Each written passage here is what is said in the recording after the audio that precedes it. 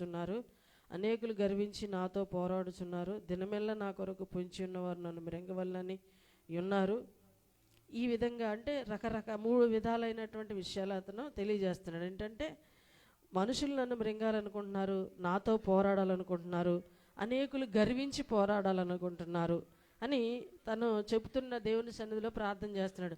ప్రభువా, నా చుట్టూ ఇట్లాంటి పరిస్థితులు ఉండి ఇలాంటి మనుషులు ఉన్నారు, నన్ను మృంగేయాలని, నాతో పోరాడాలని, గర్వించి నాతో పోరాడాలని ఈ విధమైనటువంటి మనుషులు ఉన్నారు కాబట్టి నువ్వు నాకు సహాయం చేయాలి ప్రభు అని దేవుడి సన్నిధిలో ప్రార్థిస్తున్నట్లుగా ఈ కీర్తన మనకి కనిపిస్తుంది. ఆయన ఏమంటున్నాడు, నాకు భయము సంభవించే దినమున నిన్ను ఆశ్రయించున్నాను, దేవుని బట్టి నేను ఆయన వాక్యాన్ని కీర్తించేదనో, దేవుని యందు నమ్మికించాను, నేను భయపడను, శరీరదారులు నన్నేమి చేస్తారు అని అంటున్నాడు. ప్రభునందు ప్రియులారా, ఇది మామూలుగా మనం చదువుకున్నాం. ఇటువంటి పరిస్థితి మన జీవితాల్లో కూడా చాలా సందర్భాల్లో వస్తుంటుంది. ఏంటంటే ఒక రకమైనవి కాదు, ఒక రకమైనటువంటి పోరాటాలు కాదు, లేకపోతే ఒక రకమైనటువంటి బాధలు కాదు. అయితే ఇక్కడ మనం నేర్చుకోవాల్సిన విషయం ఏంటంటే ఈ మూడు రకాలైనటువంటి విధానాల శత్రువులు తన చుట్టూ కూడుకున్నప్పుడు దావీదు ఎవరిని ఆధారం చేసుకున్నాడు, ఎవరి సహాయాన్ని కోరుకొని ప్రార్థన చేశాడు అనేది మనం ఒకసారి చూసినట్లయితే మనం కూడా అది నేర్చుకోవాలి. ఏంటంటే మన జీవితాల్లో ఎదురవుతున్న పరిస్థితుల్లో ఆ సందర్భాల్లో మనం కూడా దేవుడిని ఆశ్రయించాలి.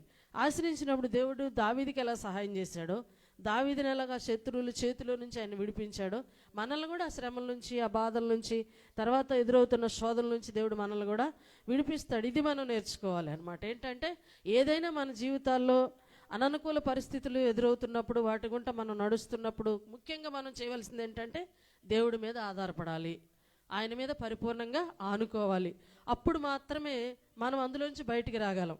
కొన్నిసార్లు ఏంటంటే దేవుడిని నమ్ముకున్నా, దేవుడి సన్నిధిలో కొనసాగుతున్నా కానీ అసలు దేవుడి మీద ఆధారపడం. మనం చాలా విషయాల్లో దేవుడి మీద ఆధారపడం. ఇంకో సత్యం తెలుసా, అసలు దేవుడు మన పక్కన ఉన్నాడన్న సంగతే మనకు తెలియదు. చాలా సందర్భాల్లో దేవుడి సన్నిధిలో ప్రార్థనకు వస్తూ, ప్రార్థనలు ఉంటూ కూడా దేవుడి సన్నిధి ఇక్కడ ఉంటుందన్న అవగాహన కూడా ఉండదు కొన్నిసార్లు.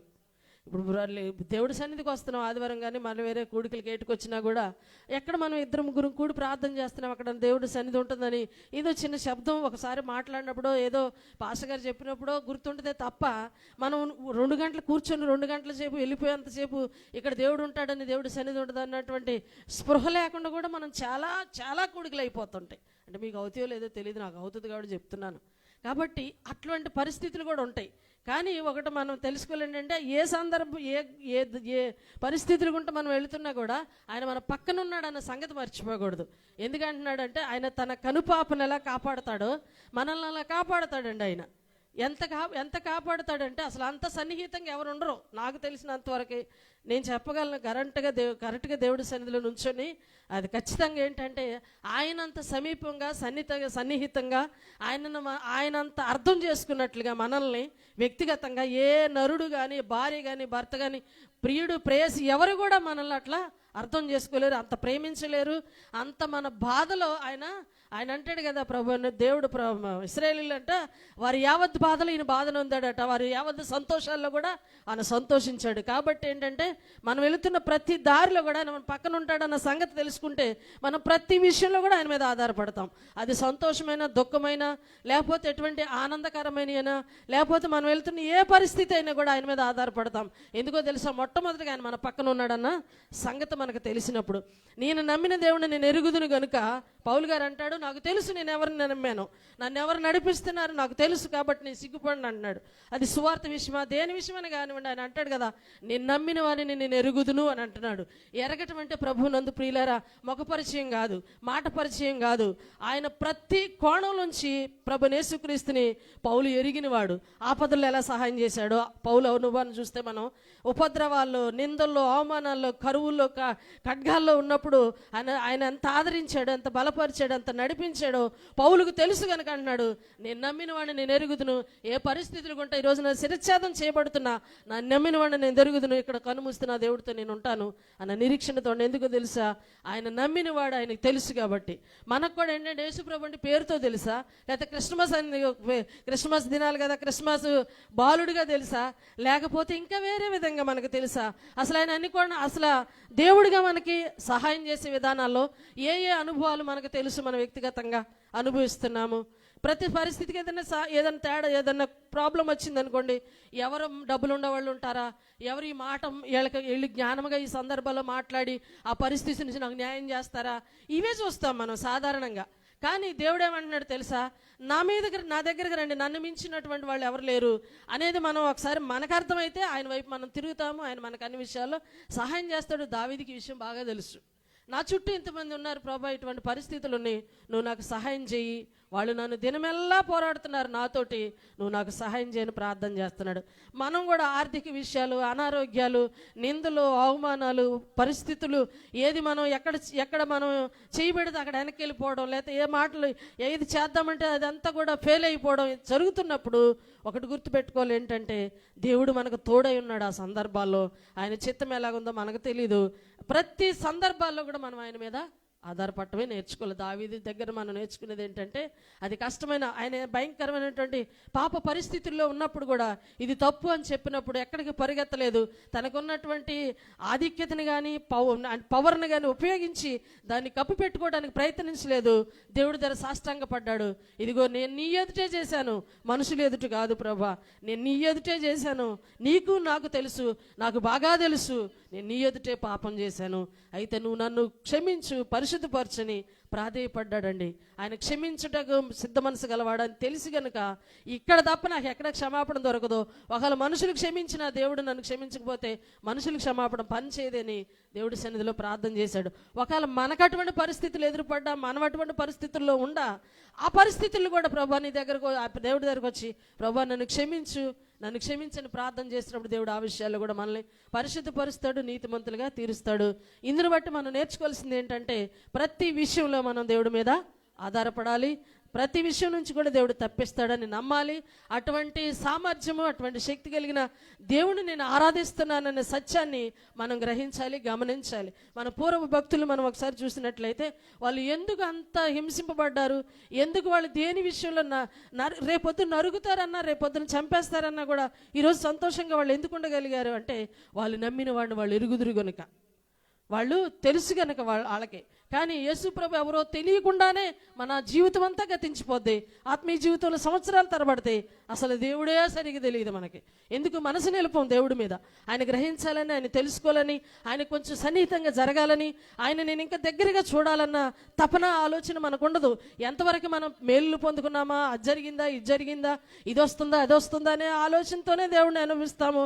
ఆయన సన్నిధిలో కొనసాగుతాం. కానీ ఆయన చూడాలని, ఆయన మనసును తెలుసుకోవాలని, ఆయన గుణశీలత నేను గమనించాలని, నేను అవన్నీ కూడా ఆయన దగ్గర నేర్చుకోవాలనే వాళ్ళు ఎంతమంది అండి దేవుడి సన్నిధికి వచ్చేవాళ్ళు ఆ కోణంలో. కానీ అలాగ వస్తే దేవుడు చాలా సంతోషిస్తాడండి. ఆ రీతిగా మన ఆత్మీయ జీవితాలు కట్టుకుందాం.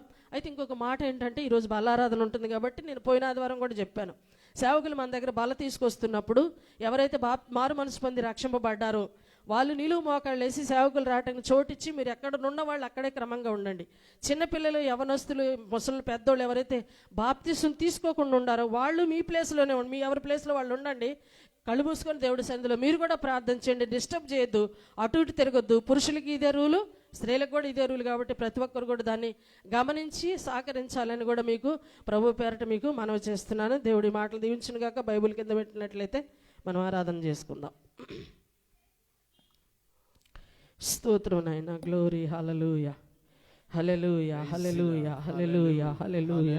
తండ్రి నీకు స్తోత్రం, స్తోత్రం, స్తోత్రం, స్తోత్రం, స్తోత్రం. పరిశుద్ధుడానికి వందనాలు, వందనాలు, వందనాలు నాయన. గ్లోరీ, హల్లెలూయా, హల్లెలూయా, హల్లెలూయా. మా రక్షకుడానికి వందనాలు, వందనాలు, వందనాలు, వందనాలు నాయన. తండ్రి నీ స్తోత్రం, స్తోత్రం, స్తోత్రం, స్తోత్రం, స్తోత్రం, స్తోత్రం, స్తోత్రం, స్తోత్రం, స్తోత్రం, స్తోత్రం, స్తోత్రం, స్తోత్రం, స్తోత్రం. సుగుణాల సంపన్నుడా, స్తుతి గానాల వారసుడా, జీవింతును నిత్యము నీ నీడలో ఆస్వాదింతును నీ మాటల మకరందము, జీవింతును నిత్యము నీ నీడలో ఆస్వాదింతును నీ మాటల మకరందము. సుగుణాల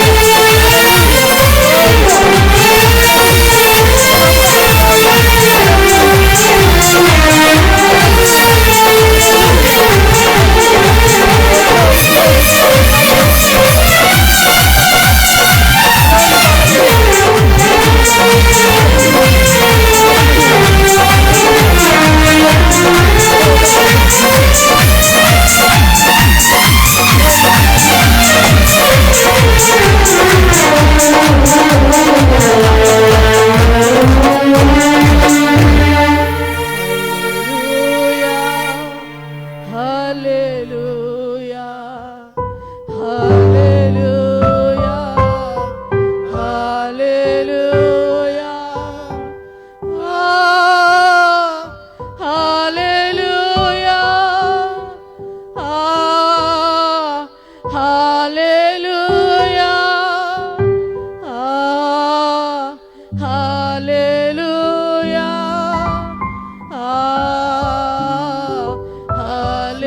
hallelujah. Thank you Jesus, thank you Jesus, thank you Jesus, thank you Jesus. Hallelujah, hallelujah, hallelujah, hallelujah. పరమా తండ్రి మీకే స్తోత్రం, పరమా తండ్రి మీకే స్తోత్రం, పరమా తండ్రి మీకే స్తోత్రం, పరమా తండ్రి మీకే స్తోత్రం. హల్లెలూయా హల్లెలూయా హల్లెలూయా హల్లెలూయా. పరిశుద్ధాత్మ మీకు స్తోత్రం.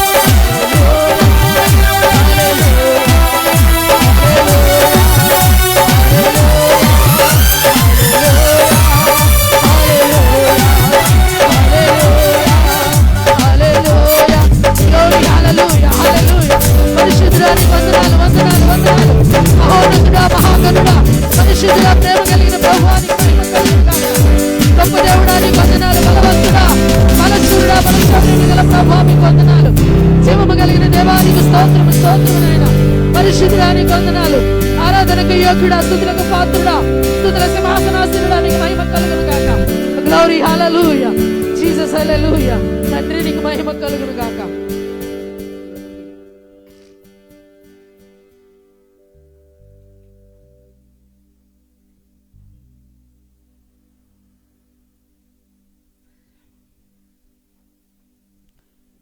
స్తోత్రం నాయన.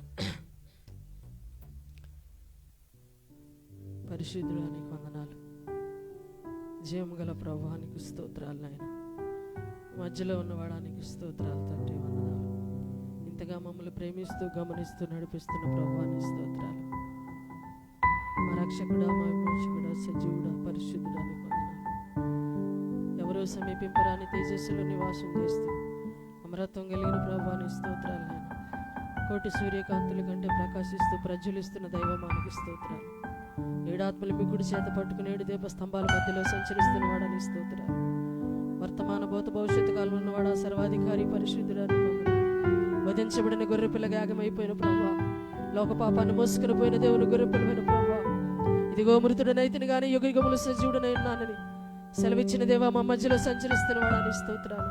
పరిశుద్ధాత్ముడా, పాపంను గురించి, నీతిని గురించి, తీర్పును గురించి ఒప్పింపజేయు పరిశుద్ధాత్ముడా, నీ సన్నిధిలో చేరిన నీ ప్రజలను ప్రభా, నీ సన్నిధిలో నిలిచిన నీ ప్రజలను ప్రభా మీరు స్పర్శించండి, స్పృశించండి ప్రభా.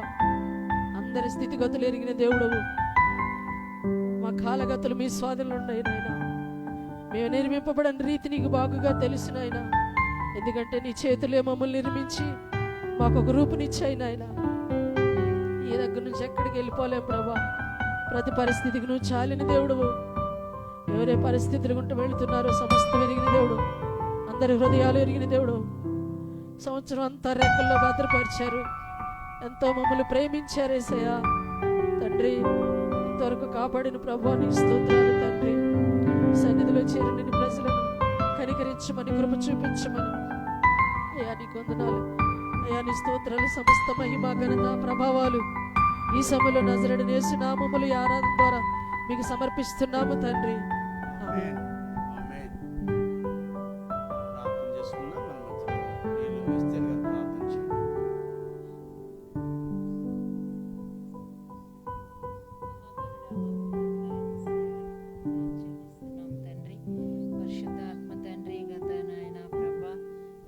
దినం మొదలుకొని ఇంతవరకు నాయన వారం అంతా కూడా ఈ కృపలో మమ్మల్ని భద్రపరిచే జీవం గురించి నాయన తండ్రి సన్నిధిలోకి నడిపించారు. ఇంతవరకు సండే స్కూల్లో ప్రార్థనలో పాటల్లో ఉండి మహిమ పొందారు ప్రభా.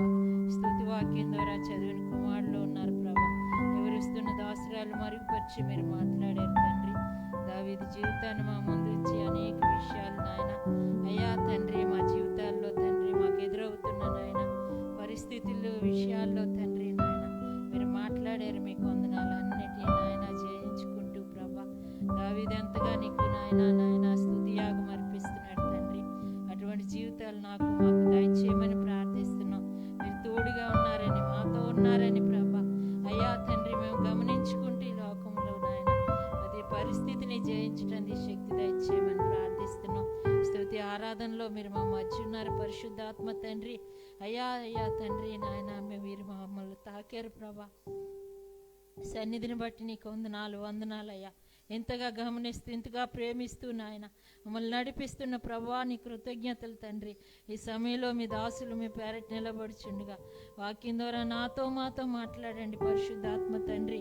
మీరు మాట్లాడితే తండ్రి నాయన మా జీవితాలు మారుతాయి ప్రభా. మీ చిత్తం మా జీవితాల్లో జరుగుతుంది ప్రభా. మీరు మాట్లాడమని ప్రార్థిస్తున్నాం.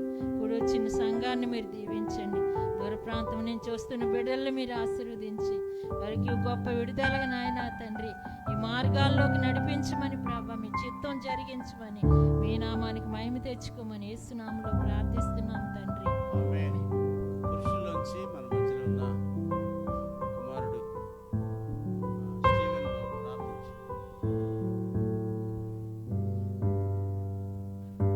మహోన్నతుడా, మహాగణుడా, ఇంతవరకు ప్రభువా నీ సన్నిధిని మాతో కూడా ఉంచి పాటల్లోనూ ప్రభువా నాయన ఆరాధనలోను స్తుతి వాక్యంలోను ప్రభువా నీవు మాతో ఉండి మాతో మాట్లాడిన విధానాన్ని బట్టి నీకు స్తోత్రాలయ్యా. నీ సన్నిధి మా మధ్యలో ఉన్నదని గ్రహించి ప్రభువా దానిని అనుభవించగలిగిన కృపను మాకు అనుగ్రహించిన తండ్రి నీకు స్తోత్రములయ్యా. ఈ సమయంలో మీరు మా మధ్య నుండి ప్రభువా మా మధ్య సంచారం జరిగిస్తున్నందుకు ప్రభువా ఏ రీతిగా మేము స్తుతించిన తక్కువ ప్రభువా. ఏమిచ్చి ప్రభువా నీ నామాన్ని ప్రభువా కీర్తించలేం ప్రభువా. ఏమిచ్చి నీ రుణం తీర్చుకోలేం. ఎన్నిక లేని మాలాంటి వారిని ప్రభువా నీ సన్నిధిలో నిలవబెట్టిన తండ్రి ఉదయకాల సమయాన్ని నిన్ను ఆరాధించడానికి నీవు ఇచ్చిన ఈ సమయాన్ని బట్టి, భాగ్యాన్ని బట్టి నీకు స్తోత్రములయ్యా. మరి ఇంతవరకు జరిగినంతట్లోనూ మీరు ప్రభువా ఉండి మహిమపరుచుకున్నారు. అలాగనే తండ్రి దైవదాసులను ప్రభు మరుగుపరిచి మాకు కావలసిన ఆహారం అయ్యా అనుగ్రహించమని, వచ్చిన ప్రతి ఒక్కరితో మీరు మాట్లాడమని ప్రభువా, ఇంకా రావాల్సిన వారు తోడుకున్నామని, రానున్న వారిని ప్రభు, రాలేని వారిని కూడా మీరు జ్ఞాపకం చేసుకోమని ప్రభు, ఆదరణి అంతవరకు మీరే అధ్యక్షత వహించమని యేసు పరిశుద్ధమైన నామములో అడిగి వేడుకొనుచున్నాము తండ్రి. ఆమేన్.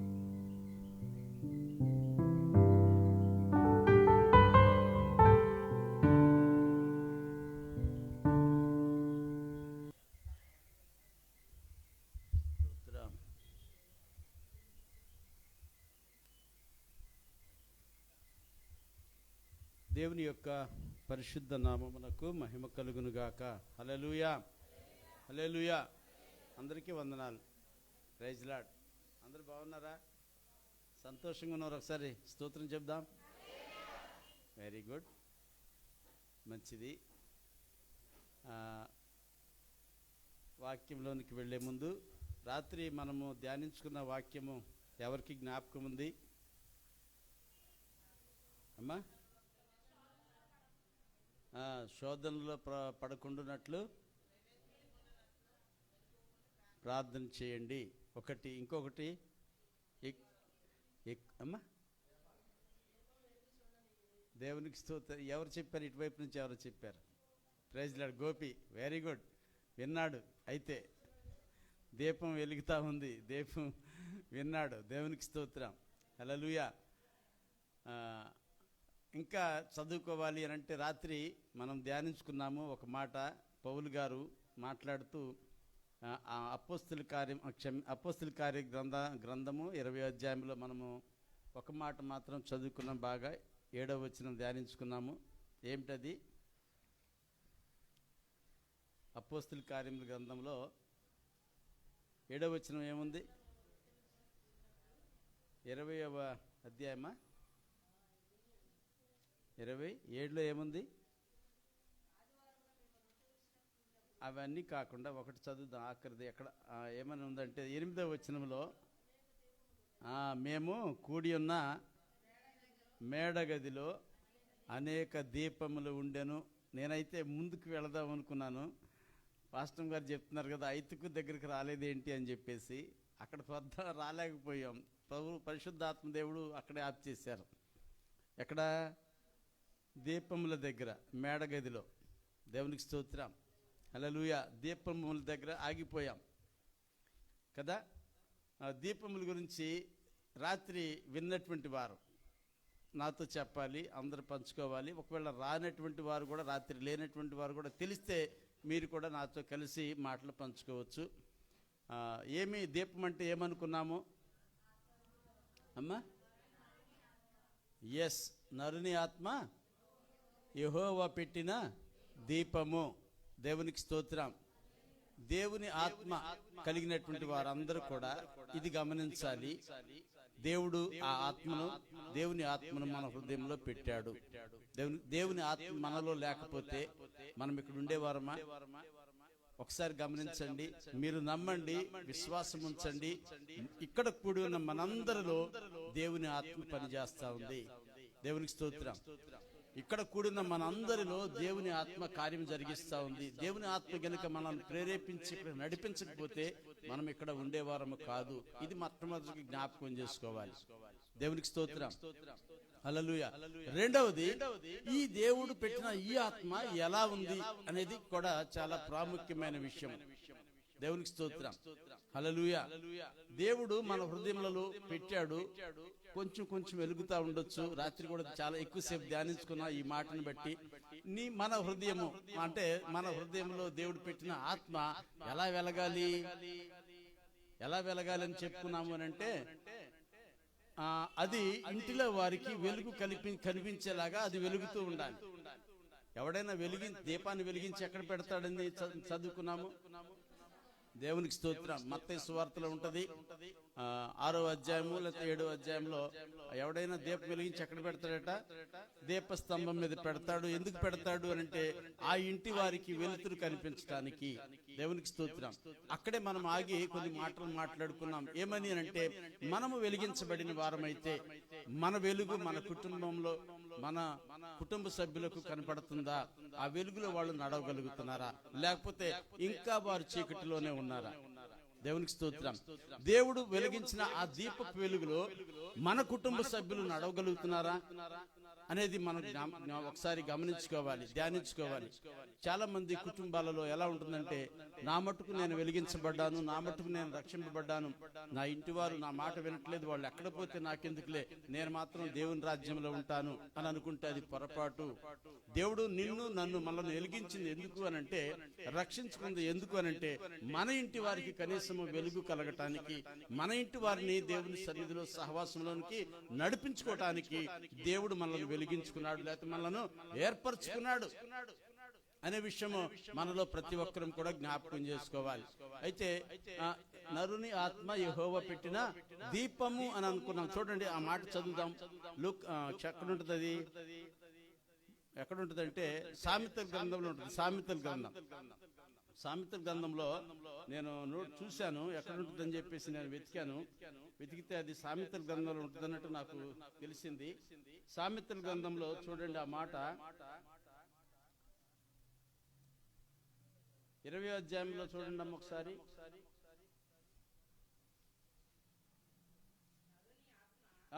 ఎక్కడమ్మా అది?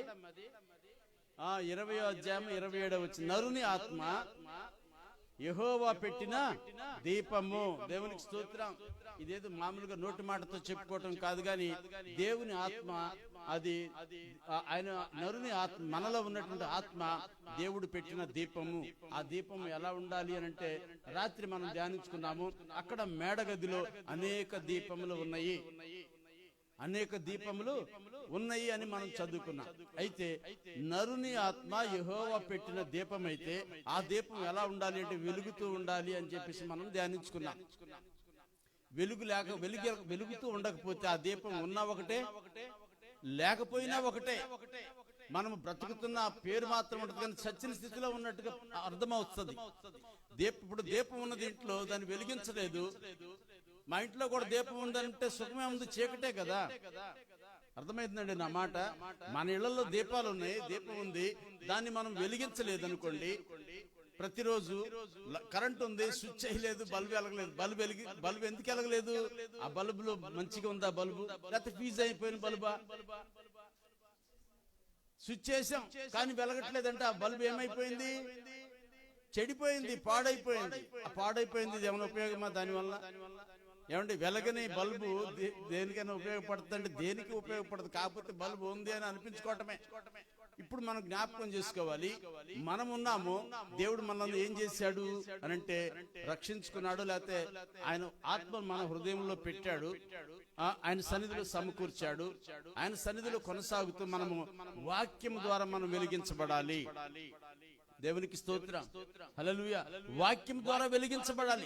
దేవుడు మనకు వాక్యం లేకపోయినప్పటికీ ఎవరినో ఒకరిని, దేవుని సేవకులను, స్వార్థికులను, ఆయన దూతలను పంపి మనల్ని రక్షణ మార్గంలో నడిపించాడు. ఆయన ఏంటో కొంచెం రుచి చూడటానికి దేవుడు కృప చూపాడు.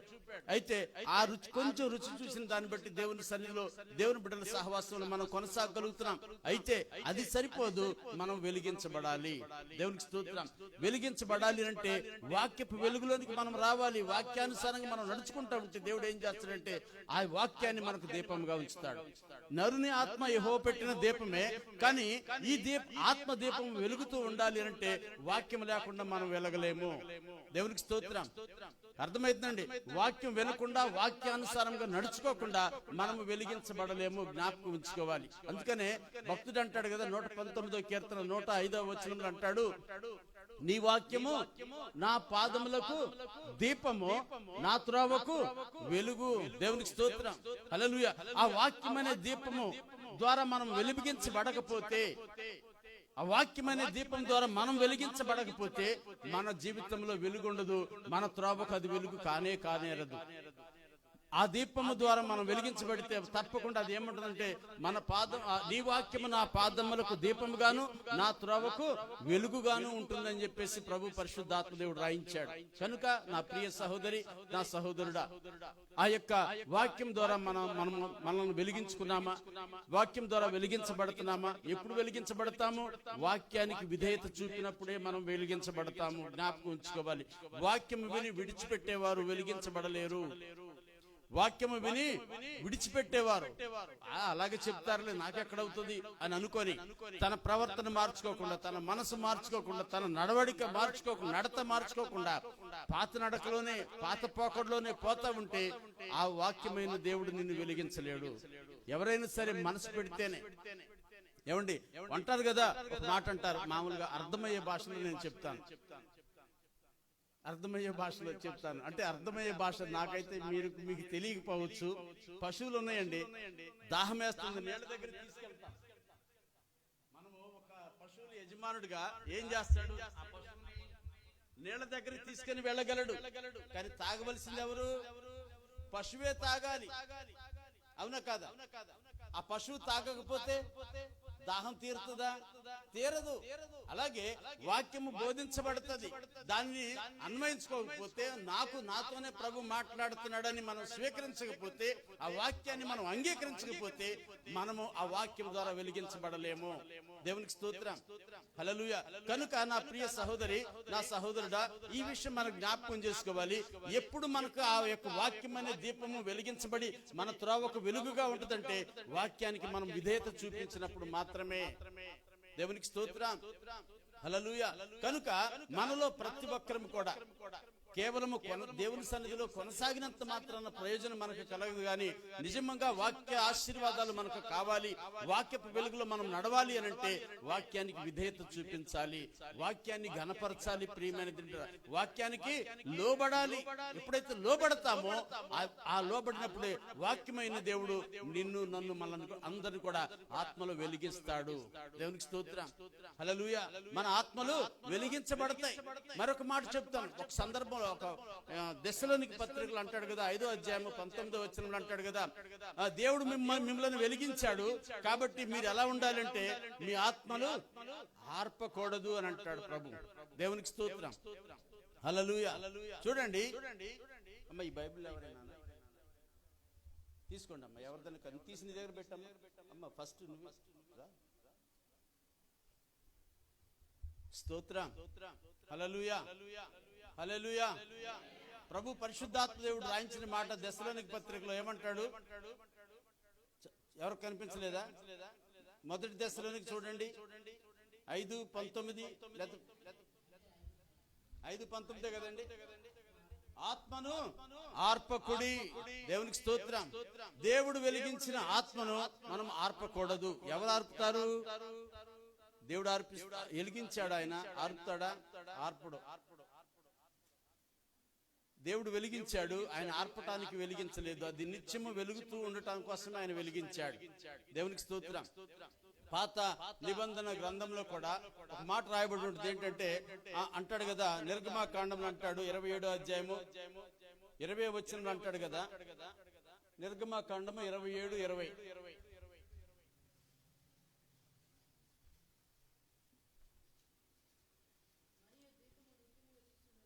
మరియు దీపము నిత్యము వెలుగుచుండునట్లు ప్రదీపమునకు దంచి తీసిన అచ్చము ఒలీవ నూనె తేవలనని. దేవునికి స్తోత్రం, హల్లెలూయా. దేవుడు అంటున్నాడు కదా, దీపము నిత్యము వెలుగుచుండాలి అని చెప్పేసి దాని అర్థం అక్కడ వస్తుంది. దీపం ఎలా ఉండాలట? నిత్యము వెలగాలి, పగలు రాత్రి వెలుగుతూ ఉండాలి. వెలుగుతూ ఉండాలి అన్నందుకు వెలుగు అంటే దాంట్లో ఏం కనిపిస్తుంది మనకి? దాన్ని ఏమంటారమ్మా? వెలుగుతున్నట్టు దీపం అంటే కరెంటు కాదు నేను అనేది, మామూలు దీపం అనుకోండి. ఆ దీపం వెలుగుతూ ఉంటే దానికి ఏం కనిపిస్తుంది? మంట కనిపిస్తుంది. దాన్ని ఏమంటారు? కాంతి. కాంతి అంటే వెలుగు, కానీ మంట కనిపిస్తుంది కదా, మంట. ఒత్తి ఉంటేనే మంట కనిపిస్తుంది, ఒత్తి లేకుండా మంట కనిపించదు. దేవునికి స్తోత్రం. మంటే కదండి. దేవునికి స్తోత్రం. అయితే నేను ఎవరికి ఆ మంట కనిపిస్తుంది, ఎవరిలో ఆ మంట ఉంటుంది అంటే దేవుడు వెలిగించిన దీపం అయితే తప్పకుండా వెలుగుతుంది. అంటే దాంట్లో మంట ఉంటుంది. మంట ఏ మంట ఉంటుంది? నేను దేవునితో కలిసి ఉండాలి, దేవునిలో నిలిచి ఉండాలి, దేవునితో కలిసి కొనసాగాలి. ఇదొక మంట అయితే, మరొక మాట ఏంటంటే నా ఇంటి వారికి ఈ తాపత్రయం లేదే, ఈ ఆలోచన లేదే, నా ఇంటి వారు కూడా నా దేవునితో కలిసి నాతో కలిసి కొనసాగాలి అనేటువంటి మంట. దేవునికి స్తోత్రం. హల్లెలూయా. ఇంకా చెప్పాలంటే మన ఇంటిలో ఎవరైనా పడిపోతా ఉంటే, చెడిపోతా ఉంటే, దేవునికి వ్యతిరేకంగా నడుచుకుంటా ఉంటే వారి గురించి కూడా మంట కలుగుతుంది. అయ్యో నా ఇంటి వారు, అయ్యో నా భర్త, అయ్యో నా భార్య, అయ్యో నా పిల్లలు ఏంటి ఎలాగైపోతున్నారు. నేనైతే రక్షింపడ్డానే, కానీ నా పిల్లలు చూస్తే, నా భర్త చూస్తే, నా భార్య చూస్తే, నా బంధువులు చూస్తే నశించిపోతున్నారే. నశించిన వారి గురించిన మంట ఉంటది ఎప్పుడు నిజంగా నువ్వు వెలిగించబడిన వ్యక్తివైతే.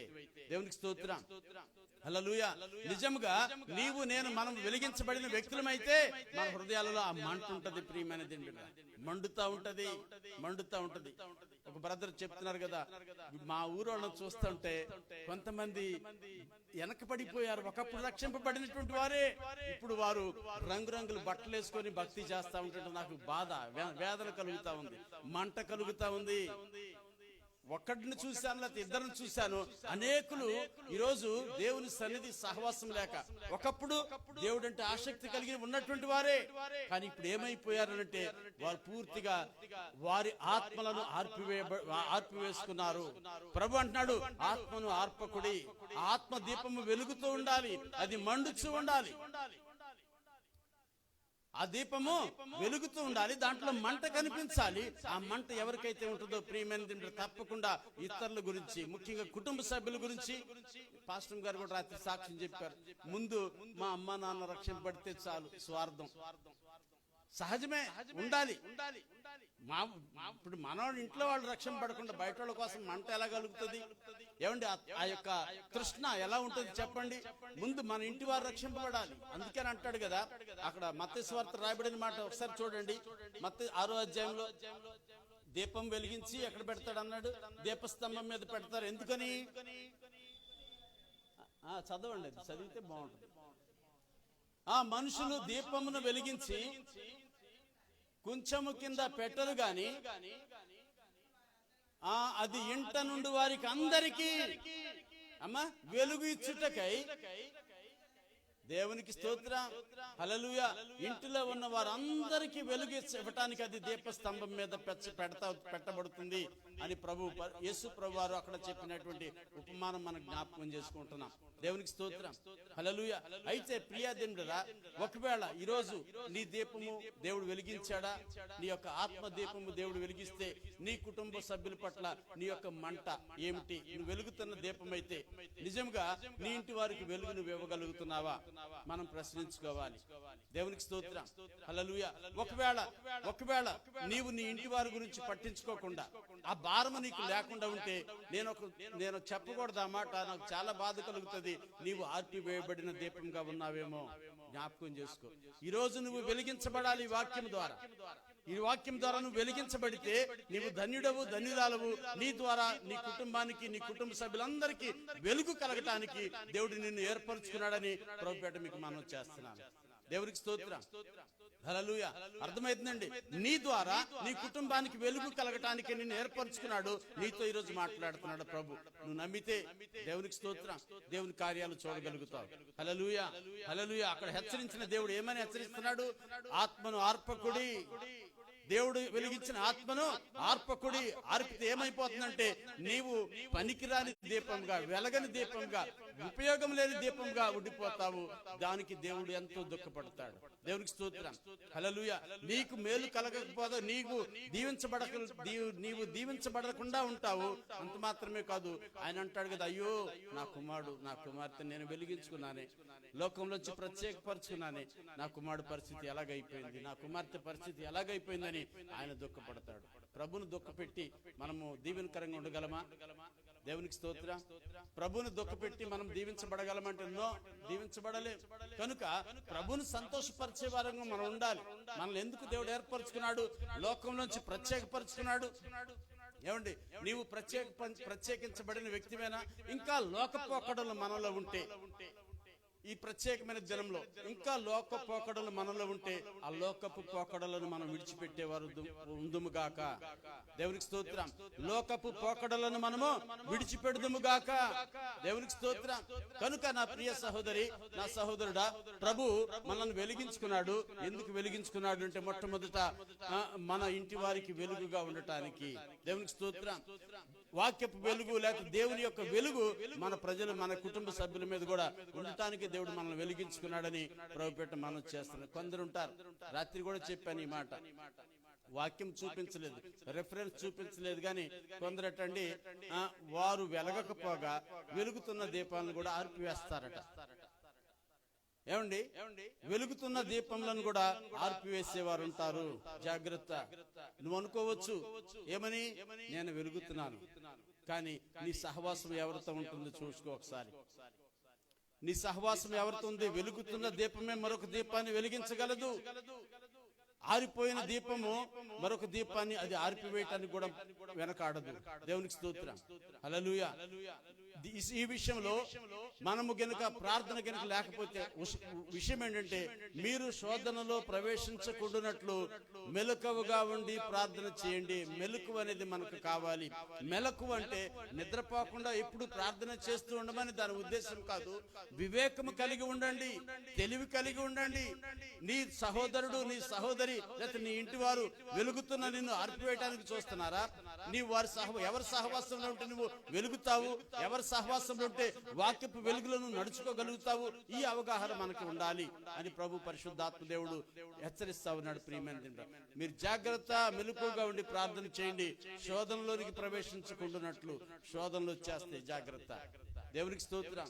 శోధన వచ్చిన తర్వాత అయ్యో నాకు శోధన వచ్చేసింది, నాకు కష్టం వచ్చింది, శ్రమ వచ్చింది. ఈ ఎవరంటారు ఇలాగా?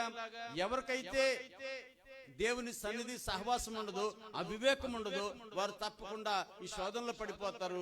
శోధనలో పడిపోయిన తర్వాత కలవర పడతా ఉంటారు. దేవునికి స్తోత్రం. అయితే ప్రార్థనా పూర్వకంగా ఉండేవారు, వెలిగించబడినటువంటి వారు శోధనకు భయపడరు. దేవునికి స్తోత్రం. వారు నిబ్బరం కలిగి ఉంటారు, వారు ధైర్యంగా ఉంటారు. ప్రియమైన అంటారు కదా, యెహోవా నందు నేను నమ్మిక ఉంచున్నాను. ఈరోజు చదువుకున్న కీర్తనలో ఉంది ఆ మాట, యెహోవా యందు నేను నమ్మిక ఉంచున్నాను, నేను భయపడను, నరులు నన్ను ఏమి చేయగలరు. అర్థమవుతుందండి. ఎవరైతే దేవుని యందు నమ్మిక ఉంచి ఉన్నారో, వెలిగించబడి ఉన్నారో, వెలుగుతూ ఉన్నారో, వారు భయపడరు శోధనకు. ఎందుకో తెలుసా? దేవుడు నన్ను విడిపిస్తాడు. దేవునికి స్తోత్రం.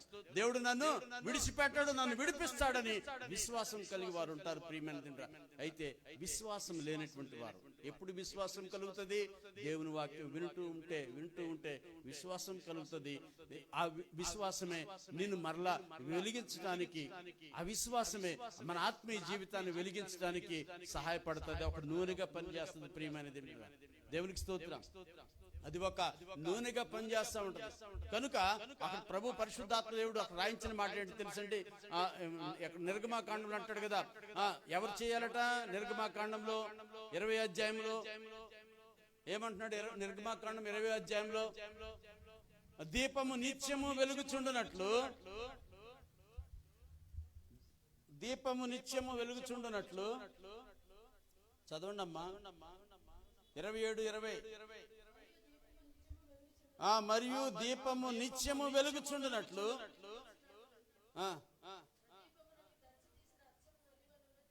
ఆ ప్రదీపమునకు దంచి తీసిన అచ్చము ఒలీవ నూనె తేవలనని ఇశ్రాయేలీయులకు ఆజ్ఞాపించము. దేవునికి స్తోత్రం. ఎవరు తీసుకురావాలట నూనె? ఇశ్రాయేలీయులే తీసుకురావాలి. దేవునికి స్తోత్రం. అర్థమవుతుందండి. ఇశ్రాయేలులకు ఆజ్ఞాపించాలి. నువ్వు దేవుని సన్నిధికి వస్తున్నావు, ఎటువంటి ఆలోచనతో వస్తున్నావు, ఎటువంటి ఉద్దేశంతో వస్తున్నావు, ఎటువంటి మనసు కలిగి దేవుని సన్నిధికి వస్తున్నావు జ్ఞాపకం చేసుకో. నిర్మలమైన హృదయంతో నువ్వు వస్తే, నీ నీ యొక్క ఆత్మ దీపం వెలిగించబడుతుంది. అది దేదీప్యమానంగా వెలగటానికి దేవుడు కృప చూపుతాడు. లేకపోతే నువ్వు లోక సంబంధమైన మనసుతో, శరీర సంబంధమైన మనసుతో దేవుని సన్నిధికి వస్తే అది వెలిగించబడదు. దేవునికి స్తోత్రం.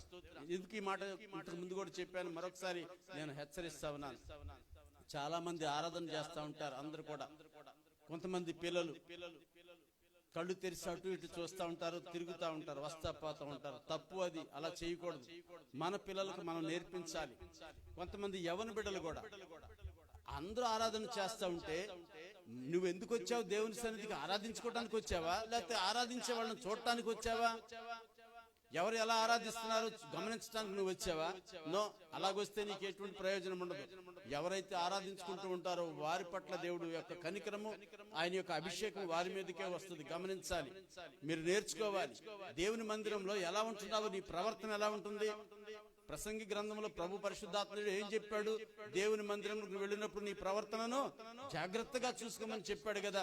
నీ ప్రవర్తన ఎలా ఉంటుంది? కొంతమంది పెద్దవాళ్ళు కూడా, చాలా సిగ్గు అనిపిస్తుంది నాకు, పెద్దవాళ్ళు కూడా ఈ మాట చెప్పడం. కళ్ళు తెరిచి చూస్తూ ఉంటారు, అటు ఇటు చూస్తూ ఉంటారు. ఇది మంచి పద్ధత కాదు. నా సహోదరి, ఈ పద్ధతి మార్చుకో. సహోదరుడా, కొంతమంది పురుషుల్లో పెద్దవాళ్ళు కూడా కళ్ళు తెరిచి చూడటం అది ఏమాత్రం కూడా దేవునికి ఇష్టమైన కార్యం కాదు. కనుక నువ్వు దేవుని సన్నిధిలో ఉన్నావు, దేవుని ఆరాధించడానికి వచ్చావు. ఆత్మతో సత్యముతో ఆయనను ఆరాధించాలని యేసు ప్రభువు వారు సెలవిచ్చారు. దేవుని ఆరాధించేవారు ఎలా ఆరాధించాలి? పూర్ణ ఆత్మతో, సగం సగం కాదు, పూర్ణ ఆత్మతో, పూర్ణ మనసుతో, పూర్ణ హృదయంతో ప్రభుని ఆరాధించుకోవాలి. ఆ విధంగా మనం ఆరాధించుకున్నప్పుడు ఆత్మదేవుడు తప్పకుండా మనతో ఉంటాడు. మన హృదయాలను, ఒకవేళ హృదయం సరిగా లేదా, ఆయన కృపగల దేవుడు మన హృదయాలను వెలిగిస్తాడు. ఆయన వెలిగించిన ఆ దీపపు వెలుగులో మన హృదయంలో ఏ కల్మషం ఉందో మనం తీసివేసుకోవటానికి, మనం కడిగి వేసుకోవటానికి, ప్రభు సన్నిధిలో ప్రార్థించుకోవటానికి పరిశుద్ధాత్మ దేవుడు సహాయం చేస్తాడు. ఎప్పుడు అటువంటి మనసు మనకు రావాలి, వచ్చినప్పుడు మాత్రమే. అర్థమైందండి? కనుక ఈ విషయం మనం జ్ఞాపకం చేసుకోవాలి. ఏమిటి అనంటే, దేవుని సన్నిధిలో మనం ఎలా ఉంటున్నామో మన ప్రవర్తన ఎలా ఉంటుంది. పిల్లల గురించి నేను చెప్పట్లేదు. పిల్లలకి నేర్పించవలసిన బాధ్యత తల్లిదండ్రులుగా మనకే ఉంది. మనమే సరిగ్గా లేకపోతే మన పిల్లలు ఎక్కడ సరిగ్గా ఉంటారు చెప్పండి? ఒక సందర్భంలో అంటాడు కదా, పునాదులు పాడైపోగా నీతిమంతులు ఏమి చేయగలరు? కీర్తన గ్రంథం 11వ అధ్యాయంలో ఉంటది. పునాదులు పాడైపోగా నీతిమంతులు ఏం చేయ, మనమే సరిగ్గా లేకపోతే మన పిల్లలు సరిగా ఉండాలి అనుకుంటే ఎలా ఉంటారు? ఉండలేరు. అది అసంభవం, వాక్యానుసారంగా జరగదు అది. అయితే ఎవరి మీద దేవుని కృప ఉంటుందో, పునాదులుగా ఉన్నటువంటి వారు తల్లిదండ్రులు, వాళ్ళు రక్షణ లేకపోయినా లోక సంబంధులైన కొంతమంది బిడ్డల మీద దేవుని కృప ఉంటుంది. ప్రియమైన వారిని ఏర్పరచుకుంటాడు దేవుడు. ఉదాహరణకి మన సండే స్కూల్ బిడ్డలు ఉన్నారు, దేవునికి స్తోత్రం. ఏమండి, దేవుని కృప వారి మీద ఉంటుంది. వారిని దేవుడు ఏర్పరచుకుంటాడు, రక్షించుకుంటాడు. వారిని ఏం చేస్తాడు తెలుసా? తన చేతిలో ఒక సాధనములుగా వాడుకుంటాడు. దేవునికి స్తోత్రం. హల్లెలూయా. వారిని దేవుని చేతిలో ఒక సాధనములుగా వాడుకుంటానికి దేవుడు ఆ బిడ్డలను ఎన్నుకున్నాడు, ఏర్పరచుకొని నడిపిస్తూ ఉంటాడు. కనుక దేవుని చేత ఏర్పరచబడి దేవుని సన్నిధిలో కొనసాగుతున్న నా కుమారుడా, నా కుమార్తె, దేవుడు నిన్ను ఏర్పరచుకున్నాడని మీకు ప్రకటిస్తున్నాను. దేవుడు నిన్ను వాడుకోవటానికి, ఏ విధంగా ఘనమైనటువంటి పాత్రలుగా వాడుకోవటానికి నిన్ను ఏర్పరచుకున్నాడని ఉదయకాల సమయంలో మీకు ప్రకటిస్తున్నాను. కాబట్టి దేవుని సన్నిధిని, ఆయన సహవాసాన్ని విడిచిపెట్టకండి. దేవుని వాక్యానికి విధేయులుగా ఉండండి. దేవుని చేత వెలిగించబడి ఆ యొక్క వాక్యపు వెలుగులో మీ యొక్క జీవితాలను కట్టుకోమని మీకు మనం చేస్తున్నాను. ఒక మాట చూస్తాను, ఈ యొక్క అచ్చమైన ఒలీవ నూనె ఎవరు తీసుకురావాలట?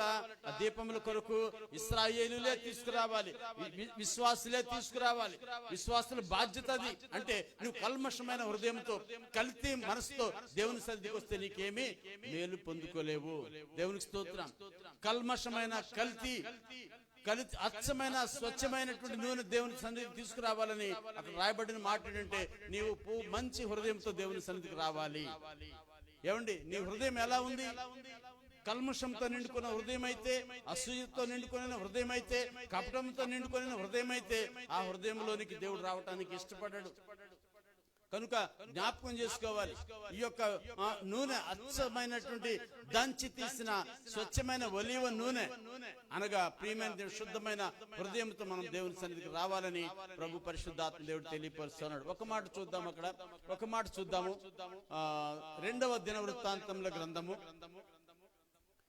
రెండవ దినవృత్తాంతముల గ్రంథము తీసిన వాళ్ళు పేజీ నంబర్ చెప్పండి. రెండవ దినవృత్తాంతముల గ్రంథము అధ్యాయము 29వ అధ్యాయము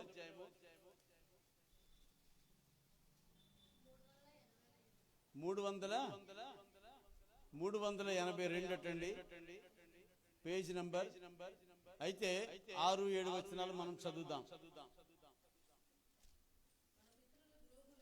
మన పితరులు ద్రోహులై మన దేవుడైన యెహోవా దృష్టికి, అబ్బా ఎంత సూటిగా ప్రభు మాట్లాడుతున్నాడో చూడండి, చెడు నడతను నడిచి ఆయనను విసర్జించి ఆయన నివాసమునకు ఏ ముఖం పెట్టుకున్నారటండి?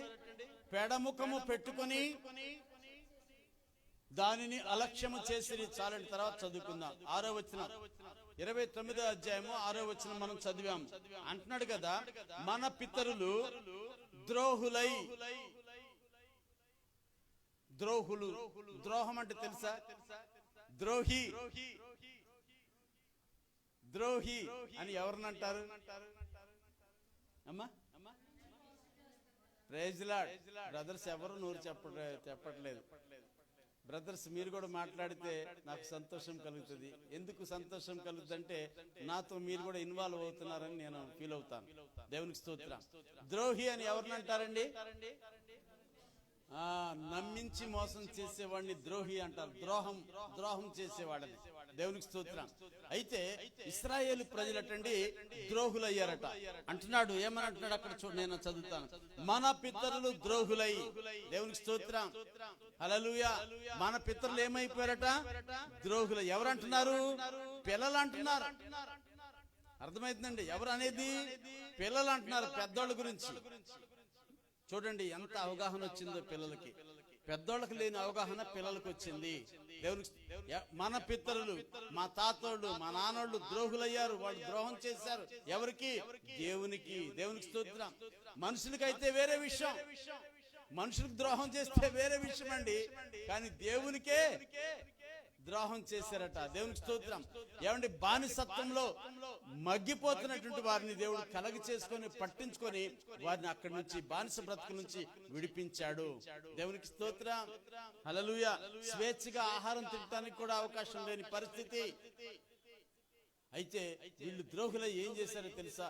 మాకు అక్కడే బాగుంది, అక్కడ మేము చేపలు తినేవాళ్ళం, దుంపలు తినేవాళ్ళం, మాకు నచ్చిన కూరలు వండుకు తినేవాళ్ళం. ఒట్టిదే, అబద్ధం. ఎప్పుడు విడిపించబడిన తర్వాత అండి, విడిపించబడక మునుపు వాళ్ళు అంగలార్చారట, మూలిగారట. ప్రభువా మమ్మల్ని ఎప్పుడు విడిపిస్తావు నాయనా? ఈ బానిస బ్రతుకు నుంచి ఎప్పుడు విడిపిస్తావు ప్రభువా? మమ్మల్ని కనికరించవా ప్రభువా? మమ్మల్ని విడిచిపెడతావా ప్రభువా? ఇదిగో మా పితరులు పుత్రులు ప్రమాణం చేశావుగా ప్రభువా అని ఆ ప్రమాణాలు జ్ఞాపకం చేసుకొని దేవుని సన్నిధిలో మూలిగేవారటండి శ్రమ కలిగినప్పుడు. దేవునికి స్తోత్రం. అయితే వారి మూలుగులు దేవుడు విని దేవుడు ఆ సమయం వచ్చినప్పుడు వారిని తప్పకుండా విడిపించాడు. విడిపించిన దేవుని పట్ల ఎలా ఉండాలి? కృతజ్ఞత కలిగి ఉండాలి కదండి. దేవుడు విడిపించాడు కదా. విడిపించిన తర్వాత దేవుని ఎదుట ఎంత నమ్మకంగా ఉండాలి, యథార్థంగా ఉండాలి, ఏమండి పరిశుద్ధంగా ఉండాలి. ఎందుకంటే వాళ్ళని విడిపించిన తర్వాత నడిపిస్తూ వారితో మాట్లాడుతున్నాడు కదా ప్రభు, నేను మీ దేవుడు నగు యెహోవా నగు నేను పరిశుద్ధుడను. మీరు కూడా ఎలా ఉండాలి? పరిశుద్ధులుగా ఉండాలి. దేవునికి స్తోత్రం. నేను యథార్థవంతులను, మీరు కూడా ఎలా ఉండాలి?